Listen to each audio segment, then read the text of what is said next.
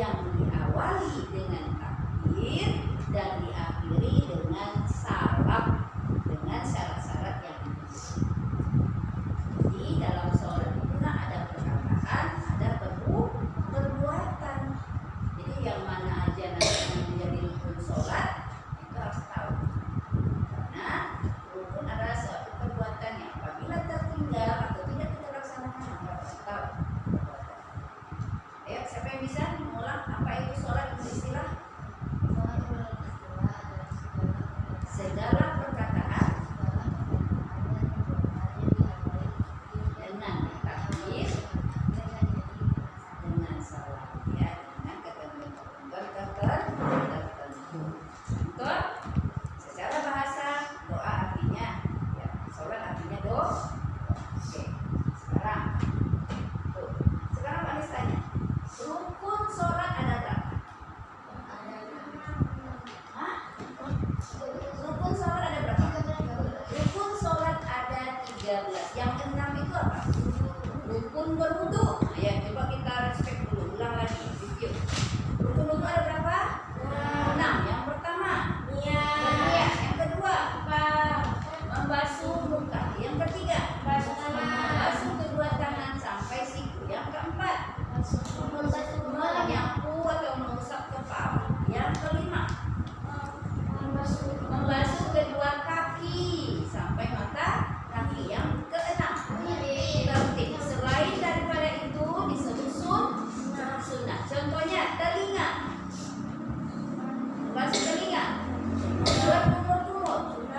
Walaupun demikian antara rukun dengan sunnah tidak boleh kita beda-bedakan, harus dilakukan karena Rasulullah mencontohkan seperti itu. You know? Oke, jadi karena kalau kita belajar jangan pula nanti Zafran tidak lagi melakukan yang sunnah. Nah, cepat kali wudunya, yang rukun aja belum masalah. Ya, yang rukun aja. Kenapa? Orang yang dijamin masuk surga saja Rasulullah melakukan yang sempurna. Nah, jadi ada nih rukunnya yang sempurna. Ada. Oke, sekarang kita mulai. Rukun sholat ada 13. Yang pertama, berniat. Pintar. Yang kedua, berdiri bagi yang mampu. Tapi kalau seandainya uzur, sakit, boleh duduk. Tapi kalau mampu, rukunnya berdiri. Oke. Yang ketiga, takbir. Oke, takbiratul ihram. Jadi takbir pertama dalam sholat itu disebut dengan takbiratul ihram. Di saat antum takbiratul ihram, pastikan semua anggota tubuh itu menghadap ke arah kiblat. Allahu Akbar. Jadi takbirnya itu ada dua macam. Boleh sebentar dengan telinga, boleh dengan kaki. Ya, boleh. Oke, yang begini atau yang begini boleh, sah-sah saja. Allah, jangan. Nah, jangan seperti ini. Ini tangan antum kemana? Kiblat di sana. Tangan antum ke sana. Jadi arahkan ke arah kiblat dalam posisi seperti ini. Baik, itu takbiratul. Nah, yang keempat, membaca surah Al-Fatihah. Pintar. Berarti ada yang terlampau. Sebelum membaca surah Al-Fatihah di rakaat pertama kita biasanya baca apa?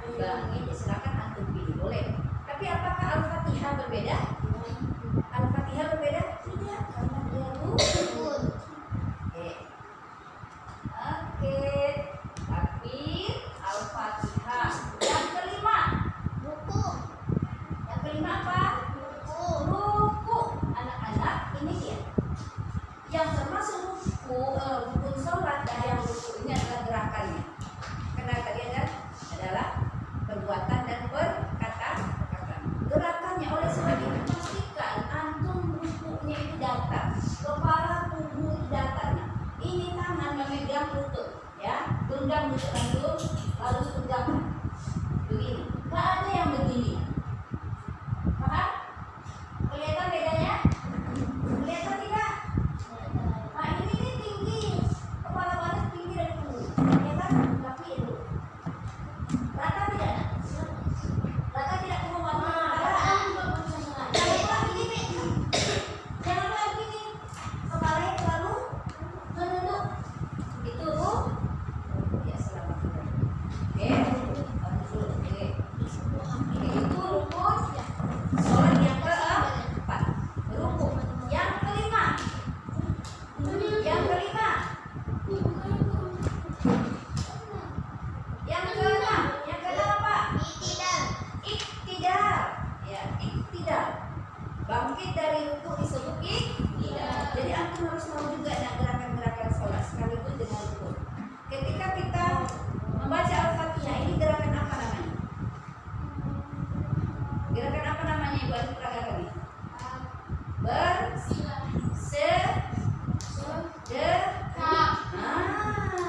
Ini gerakan bersedekah. Janganlah tahu nanti ada soal contoh begini nanti. Si Ani dalam keadaan sholat, gerakan yang diperagakan Ani adalah gerakan apa? Bersedekah. Saat bersedekah bisa saja si Ani membaca doa kita, bisa saja si Ani membaca surah Al-Fatihah, bisa saja si Ani membaca surah pendek apabila di rakaat 1 dan 2. Baik, apa nama gerakan ini? Apa nama gerakan ini? Apa nama gerakan setelah bangkit dari ruku? Itu rukun sholat yang ke-6. Rukun sholat yang ke-7. Sujud. Anak-anak perhatikan. Sujud adalah gerakan sholat setelah iktidal. Anggota sujud yang harus menempel ke lantai itu ada 7. Ya, anggota sujud yang harus menempel ke lantai ada 7. Yang pertama, telapak tangan. Kedua, telapak tangan. Setuju? Oke. Yang kedua, apa tuh? Hidung. Kening hidung mana yang benar ini? Kalau Rasul mengatakan dahi. Yang harus menempel ke lantai kata Rasul nih dahi. Tapi Rasul meninggikan hidungnya. Berarti dahi sama hidung ini sama. Nggak boleh kalau seandainya keningnya aja gini menuding dia hidungnya aja nggak boleh. Jadi kening sama hidung harus menempel. Dua-duanya satu. Ya, jadi 2 telapak tangan, dahi, kening, 2 apa lagi? Apa lagi? Lutut, kedua lutut. Udah berapa tuh? 2, 3, dan 5. Lagi, jadi 7. Apa? Jari kaki. Jadi jempol kaki itu antum tegakkan begini sujud tuh. Ya, jangan begini. Nah, ya, Pak. Ya, telapaknya. Tapi ini yang tegak. Ada orang suka lengan media, pokoknya ditidurkan itu nggak sah. Oke, ulang lagi. Anggota sujud yang pertama kening sama hidung ya. Yang kedua telapak tangan, berarti 3. Yang keempat kedua lutut, berarti 5. Yang keenam 7 jari kaki. Boleh siku? Ini hati-hati loh. Ada di kelas kuliah sujudnya ada sikunya begini. Ya, ada siku begini dia. Nah, itu dilarang ajaran. Itu siku bukan anggota sujud. Ada lagi yang begini kening aja. Hidungnya enggak.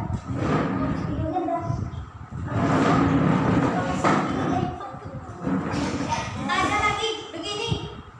Telapak tangannya tak begini loh, begini. Hati-hati. Nah, kan ada aja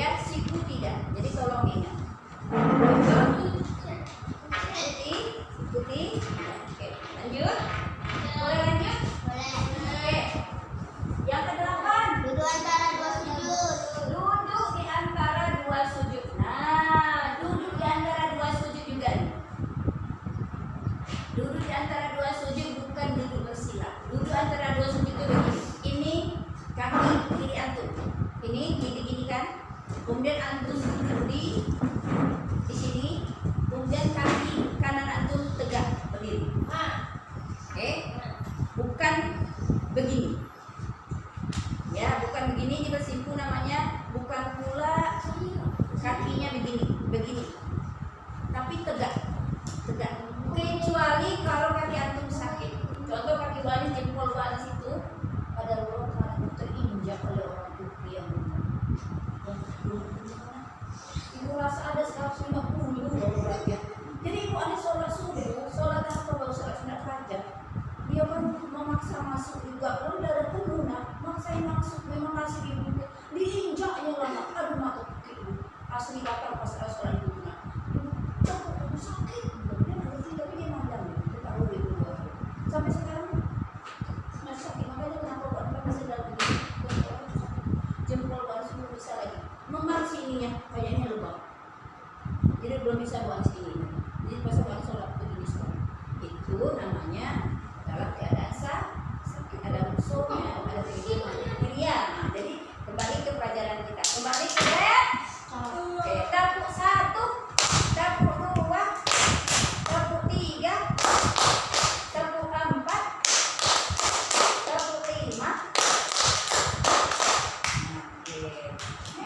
Enggak bisa sembarangan. Sekarang kita kembali sujud dan dulu antara sujud dan ada. Rukun sholat yang ke-9. Tahiyat. Itu duduknya cuma baca itu.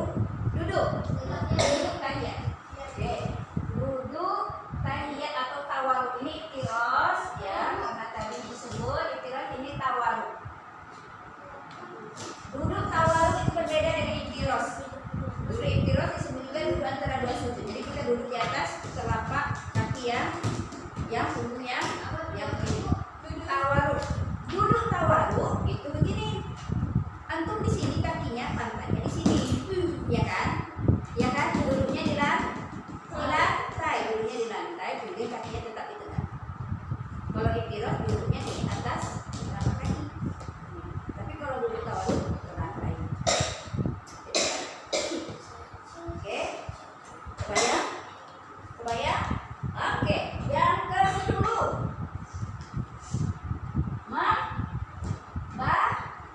membaca tasyahud akhir. Membaca tasyahud akhir.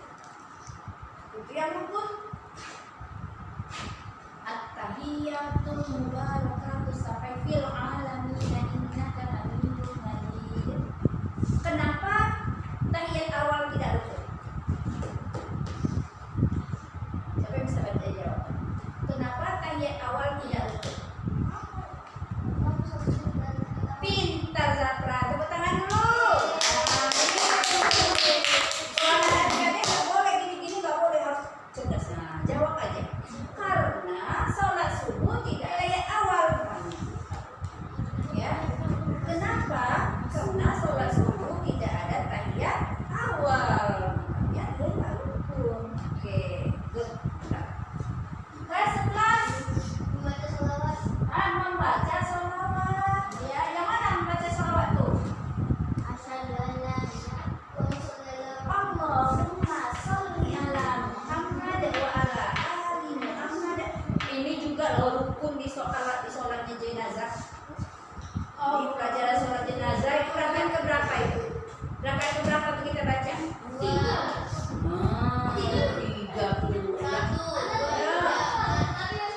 Rakaat berapa itu kita baca sholawat?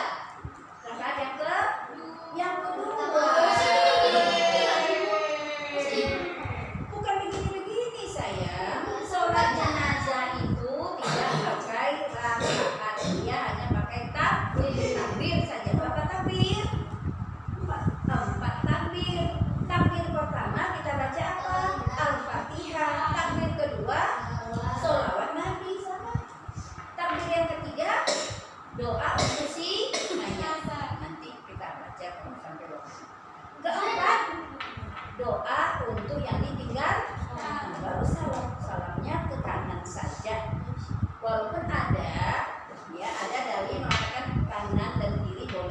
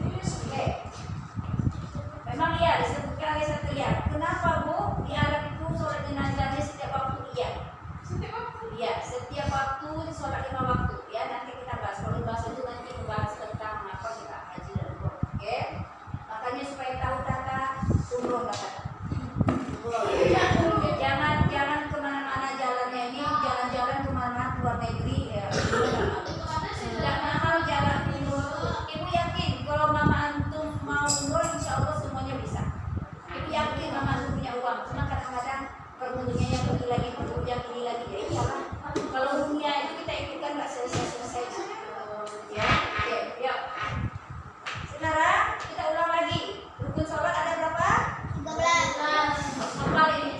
Rukun sholat ada 13. Rukun sholat ada 13. 1. Niat. 2. Berdiri.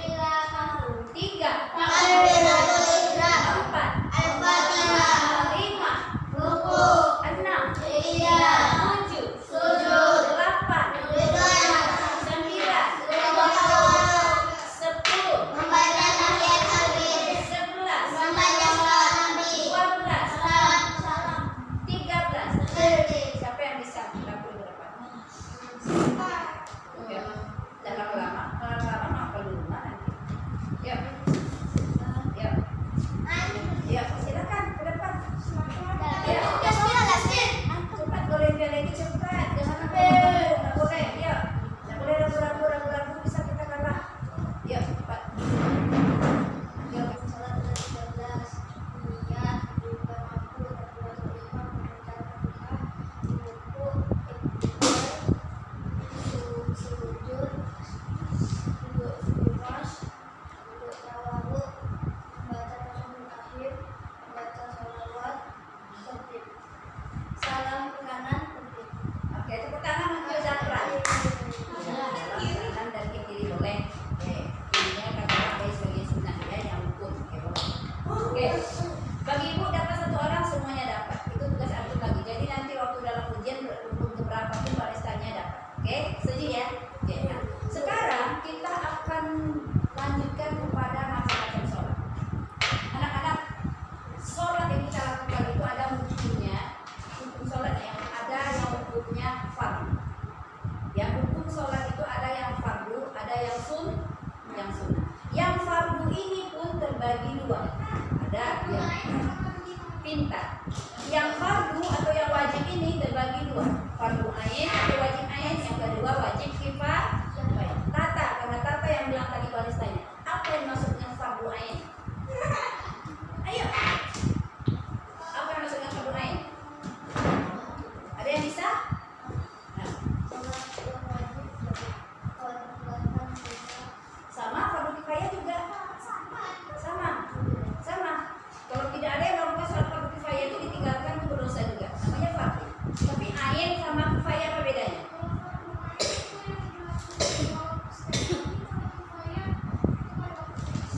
Tertentu. Tapi jawabannya tidak setepat itu. Tapi tidak boleh.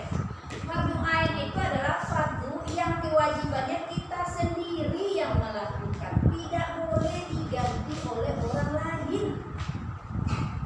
Ya, fardu ain adalah fardu kewajiban yang kita sendiri yang melakukannya. Contohnya apa? Sholat 5 waktu. Apa lagi? Puasa. Itu puasa fardu ain. Nggak boleh digantikan oleh mama kita. Harus kita yang berpuasa, Bu. Betul. Nah, itu contohnya fardu ain. Fardu kifayah apa? Sunat. Itu contohnya, nak. Yang dimaksud dengan fardu kifayah itu apa? Nah, bukan digantikan maksudnya. Kewajiban bersama. Ya.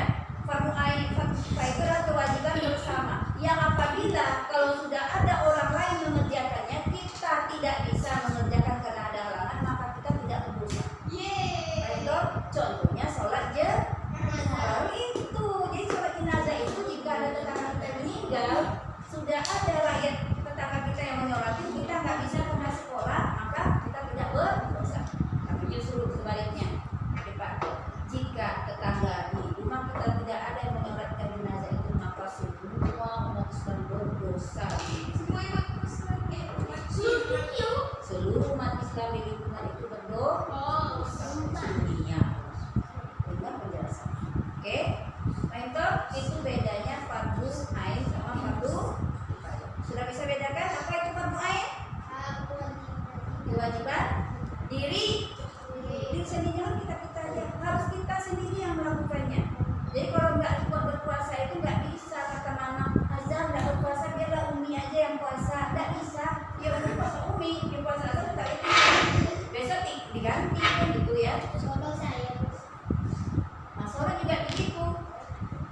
seperti apapun sakit kaki tidak bisa sholat, katanya alasannya tidak ada, bisa dilakukan lama, udahlah tidak bisa. Itu namanya fardu ain. Fardu ain. Nah sekarang sunnah, sholat sunnah itu banyak. Sholat yang dikerjakan, kalau kita kerjakan pahala, kalau kita tinggalkan kita rugi sebenarnya, bukan tidak apa-apa. Memang tidak berdosa tapi rugi. Masa sih orang dapat pahala kita enggak? Nah, sholat sunnah yang antum paham apa saja? Sholat sunnah yang antum tahu yang pertama duha. Kapan waktunya? Iya, 3 sampai menjelang zuhur ya. Saat sekarang duha. Oke, sholat duha. Kemudian apa lagi? Qobliyah itu apa? Qobliyah sama ba'diyah itu kita gabung menjadi rawatib. Ya, sholat sunnah rawatib adalah sholat sunnah yang mengiringi sholat fardu. Ada dia di qobliyah, ada dia ba'diyah. Ya, kita ambil rawatibnya. Rawatib, sholat sunnah rawatib. Zuhur, berapa sholat sunnah rawatib? Qobliyahnya. Sebelumnya 4. Bentar, itu ditanya dalam ujian tahu ya nah. Oke, sholat sunat rawatib zuhur qobliyahnya 4, ba'diyahnya 2. Itu sholat sunat rawatib aja itu. Rawatib itu ambil zuhur. Zuhur di sininya 4, di sininya 2. Asar nggak ada. Maghrib yang apa ya, yang rawatib ya, maghrib sesudahnya 2. Isya sesudahnya 2. Subuh sebelumnya 2. Berapa semuanya? 12. Sholat sunnah rawatib itu 12 ini. Rasulullah mengatakan apabila umatku mampu melaksanakan sholat sunnah rawatib ini dengan sempurna, maka di surga dia layak mendapatkan rumah, dibangunkan Allah rumah di surga. Pasti besar, pintu warnanya